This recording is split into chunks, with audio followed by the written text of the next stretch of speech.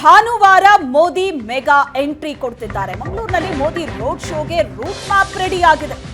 ನಾರಾಯಣಗುರು ವೃತ್ತದಿಂದ ಹಂಪನಕಟ್ಟೆವರೆಗೆ road show ನಡೆಯುತ್ತೆ.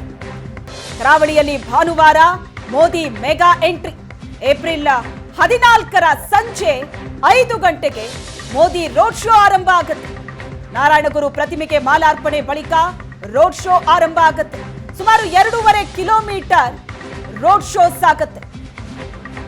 ಆದರೆ ಮಂಗಳೂರಿನಲ್ಲಿ ನಡಿಬೇಕಾಗಿದ್ದಂತಹ ಸಮಾವೇಶ ರದ್ದಾಗಿದ್ದು ರೋಡ್ ಶೋ ನಡೆಸೋದಕ್ಕೆ ನಿರ್ಧರಿಸಲಾಗಿದೆ. ಈ ಬಗ್ಗೆ ಹೆಚ್ಚಿನ ಡೀಟೇಲ್ಸ್ ಅನ್ನ ಕೊಡ್ತಾರೆ ನಮ್ಮ ಪ್ರತಿನಿಧಿ ಭರತ್ರಾಜ್ ಸಂಪರ್ಕದಲ್ಲಿದ್ದಾರೆ.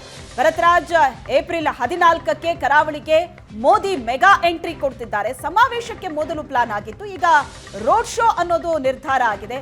ಯಾಕಿದು ಚೇಂಜ್ ಆಯ್ತು? ಜೊತೆಗೆ ಏನೆಲ್ಲ ತಯಾರಿ ನಡೆದಿದೆ? ಶ್ವೇತಾ, ಹೌದು. ಮೊದಲು ಪೂರ್ವ ನಿಗದಿಯಂತೆ ಒಂದು ಸಮಾವೇಶವನ್ನು ಏಪ್ರಿಲ್ 14ರ ಭಾನುವಾರ ನಿಗದಿಪಡಿಸಲಾಗಿತ್ತು. ಅದರ ಚಪ್ಪರು ಮುಹೂರ್ತವನ್ನು ಕೂಡ ಇವತ್ತು ಬೆಳಿಗ್ಗೆ ಬಿಜೆಪಿಯ ಜಿಲ್ಲಾ ನಾಯಕರುಗಳು ಮಾಡಿದ್ರು. ಆದರೆ ಮಧ್ಯಾಹ್ನದ ಹೊತ್ತಿಗೆ ಈ ಒಂದು ಸಮಾವೇಶ ಕ್ಯಾನ್ಸಲ್ ಮಾಡಿ ಮಂಗಳೂರಿನಲ್ಲಿ ರೋಡ್ ಶೋವನ್ನ ಸಂಜೆ ಒಂದು 5ರಿಂದ 6 ಗಂಟೆ ಸುಮಾರಿಗೆ ಮೋದಿ ಮಾಡ್ತಾರೆ ಅನ್ನುವಂಥದ್ದನ್ನ ಹೇಳಲಾಗಿತ್ತು. ಅದರ ಜೊತೆಗೆ ಆ ನಂತರ ಅವರೊಂದು ಸಭೆಯನ್ನ ಮಾಡ್ತಾರೆ. ಸಭೆಯನ್ನ ನಡೆಸಿದ ನಂತರ ಈಗಾಗಲೇ ಒಂದು ರೂಟ್ ಮ್ಯಾಪ್ ಬಹುತೇಕ ಅಂತಿಮ ಆಗಿದೆ.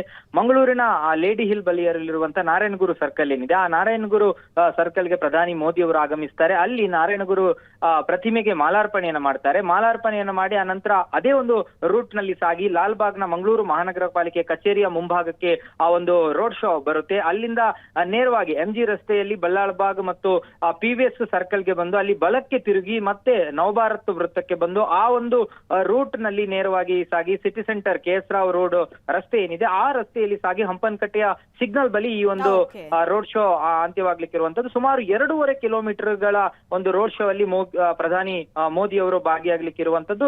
ಲಕ್ಷಾಂತರ ಸಂಖ್ಯೆಯಲ್ಲಿ ಕಾರ್ಯಕರ್ತರನ್ನ ಕರೆತರಲಿಕ್ಕೂ ಕೂಡ ಬಿಜೆಪಿ ಪ್ಲಾನ್ ಮಾಡ್ಕೊಂಡಿರುವಂತದ್ದು. ಥ್ಯಾಂಕ್ ಯು ಭರತ್ರಾಜ್, ನಿಮ್ಮೆಲ್ಲ ಡೀಟೇಲ್ಸ್ಗೆ.